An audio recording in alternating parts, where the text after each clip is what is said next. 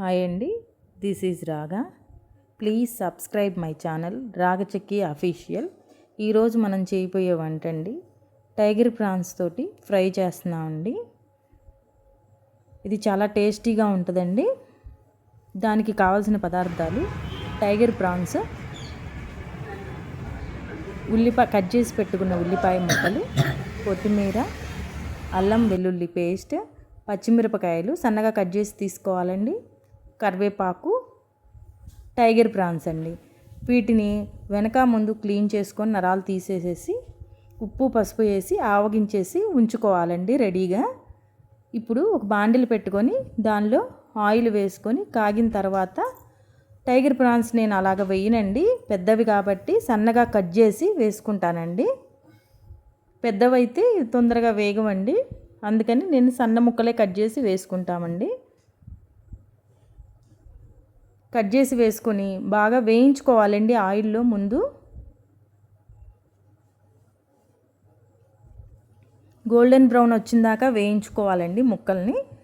మనం ఆల్రెడీ ఉప్పు పసుపు వేసి ఉడకబెట్టి ఉంచుకుంటాం కాబట్టి వాటిలో పచ్చిదనం ఏముంది, బాగా ఉడికిపోయి ఉంటాయి కాబట్టి తొందరగానే ఫ్రై అవుతాయి ఆయిల్లో.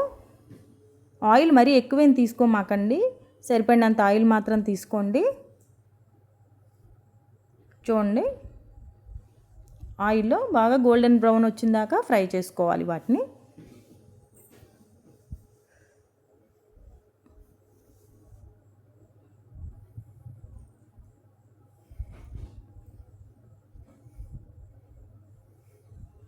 చూడండి, బాగా ఫ్రై అవుతున్నాయి ఆయిల్లోను.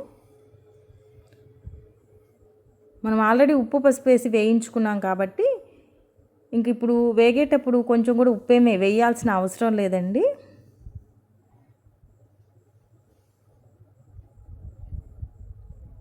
చూడండి, బాగా గోల్డెన్ బ్రౌన్ వచ్చినాయి. ఇప్పుడు వీటిని పక్కకు తీసేసుకొని ఉంచుకుందామండి. ఈ గోల్డెన్ బ్రౌన్ వచ్చిన తర్వాత ఇది చాలా తొందరగా అయిపోద్దండి ప్రాసెస్, చాలా ఈజీ కూడాను. కేవలం రొయ్యలు శుభ్రం చేసుకొని వాటిని ఆవగించి ఉంచుకుంటే చాలండి. చూడండి, వాటిని గోల్డెన్ బ్రౌన్ వచ్చిన తర్వాత పక్కకు తీసి ఉంచుకోవాలండి వాటిని.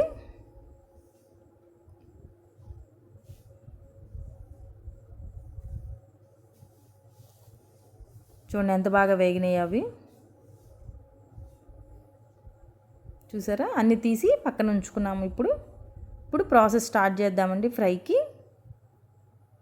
ముందుగా సన్నగా కట్ చేసి ఉంచుకున్న ఉల్లిపాయ ముక్కల్ని వేగిన ఆయిల్లో వేసుకొని వేయించుకోవాలండి. ఇవి ఏమి మరీ గోల్డెన్ బ్రౌన్ వచ్చిందాక వేగాల్సిన అవసరం లేదండి. ఉల్లిపాయలో ఉన్న పచ్చివాసన పోతే చాలు మనకి. తర్వాత సన్నగా కట్ చేసి ఉంచుకున్న సన్నగా కట్ చేసి ఉంచుకున్న పచ్చిమిరపకాయ ముక్కలు కూడా యాడ్ చేసి వేయించుకోవాలండి. ఇవి కూడా ఏమి రెడ్గా ఫ్రై అవ్వాల్సిన అవసరం ఏమి ఉండదండి. పచ్చివాసన పోతే చాలు, ఉల్లిపాయలో అయినా పచ్చిమిరపకాయలో అయినా సరే. చూడండి,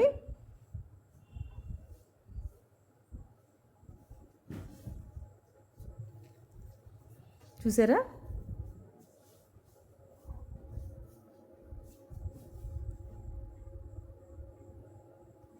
ఇప్పుడు వేగిపోయినాయండి. ఉల్లిపాయ పచ్చిమిరపకాయ కూడా మగ్గిపోయింది బాగా. చూసారా, అలా వేగితే చాలండి, మరీ ఎక్కువ వేగాల్సినంత అవసరమే ఉండదు. ఇప్పుడు దానిలో అల్లం వెల్లుల్లి ముద్ద కూడా వేసుకోవాలండి. నేనైతే చేసి ముందే నిలవ ఉంచనండి, ఎప్పుడు కర్రీకి అప్పుడే రోట్లో దంచుకొని వాడుకుంటాను. అలా అయితేనే టేస్ట్ చాలా బాగుంటుంది. అల్లం వెల్లుల్లి పేస్ట్ స్మెల్ కూడా చాలా బాగుంటుందండి. ఎప్పటికప్పుడు ఫ్రెష్గా మనం చేసుకుంటే నేను ఎప్పటికప్పుడు ఫ్రెష్గానే తయారు చేస్తానండి అల్లం వెల్లుల్లి ముద్ద. చూసారా, ఆయిల్లో వేసి ఫ్రై చేసుకోవాలి.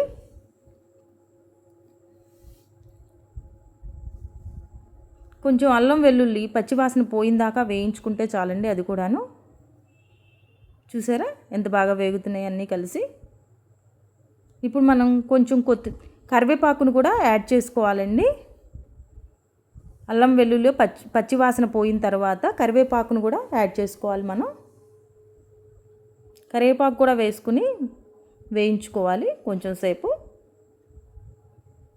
ఇప్పుడు మనం ముందుగా వేయించి ఉంచుకున్నటువంటి రొయ్యల్ని కూడా యాడ్ చేసుకోవాలి. ఇవి ఆల్రెడీ గోల్డెన్ బ్రౌన్ వచ్చిందాక వేయించుకొని ఉంచుకున్నామండి ఇందాక. అల్లం, వెల్లుల్లి, ఉల్లిపాయలు, పచ్చిమిరపకాయలు వేగిన తర్వాత ఈ వేగించిన రొయ్యలను కూడా యాడ్ చేసుకొని బాగా వేయించుకోవాలండి. మళ్ళీ ఒకసారి ఆ మసాలా అంతా ముక్కలకి పట్టిందాక. చూడండి, మనకేం చాలా ఎక్కువ ఆయిల్ ఏం పట్టదండి దీనికి, చాలా తక్కువ ఆయిల్తోనే అయిపోతుంది. ఎక్కువ ఆయిల్ వేసుకోవాల్సినంత అవసరం కూడా ఉండదు. చూసి వేసుకోండి మీరు. చూసారా ఎంత లెస్ ఆయిల్ పట్టిందో.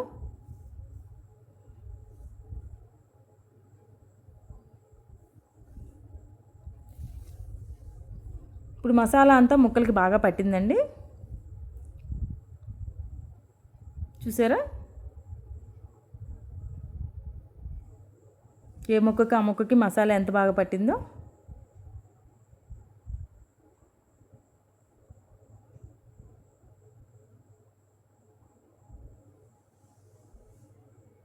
చూసారా ఎంత బాగుందో.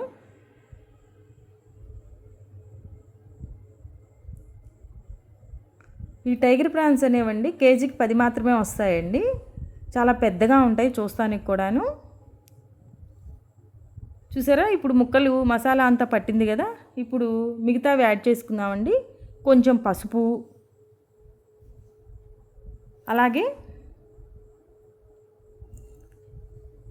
కొంచెం ఉప్పు.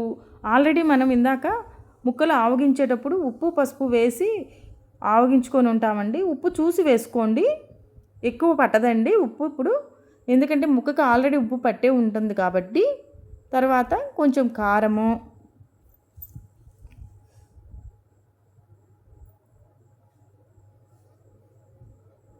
తర్వాత కొంచెం గరం మసాలా పౌడర్ అండి. ఇది కూడాను హోమ్ మేడ్ గరం మసాలా అండి, బయట ప్యాకెట్ మసాలా కాదు. తర్వాత కొబ్బరి పొడి, దీనికి కొంచెం కొబ్బరి పొడి ఎక్కువే పడుతుందండి. ఇది కూడా హోమ్ మేడ్ కొబ్బరి పొడేనండి. కొంచెం కొబ్బరి పొడి ఎక్కువ వేసుకుంటే చాలా టేస్టీగా ఉంటుందండి దీనిలోకి.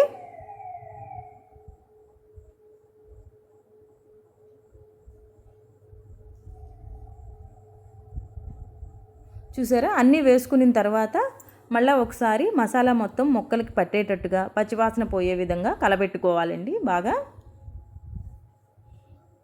కొంచెం అడుగంటినట్టు ఉంటుందండి, అది ఏమీ కాదండి.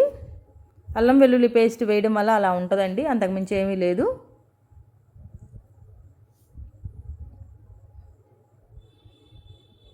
చూసారా ఎంత బాగా ఉడికిందో. చూడండి ఫ్రై ముక్కలు ఎంత బాగున్నాయో.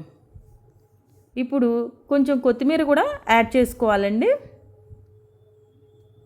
కొత్తిమీర కూడా యాడ్ చేసుకున్న తర్వాత దాన్ని కూడా పచ్చివాసన పోయేదాకా వేయించాలండి. అప్పుడే కొత్తిమీర స్మెల్ అనేది ముక్కలకి బాగా పడుతుందండి. ఏ కూరలో అయినా పచ్చిగా వేసే కన్నా ఇలా మనం ఒకసారి కలబెట్టి వేయించుకుంటేనే చాలా బాగుంటుందండి కొత్తిమీర. ఆ స్మెల్ అనేది ముక్కలకి పట్టిద్ది. చూసారా ఎంత బాగా కలబెడిందో.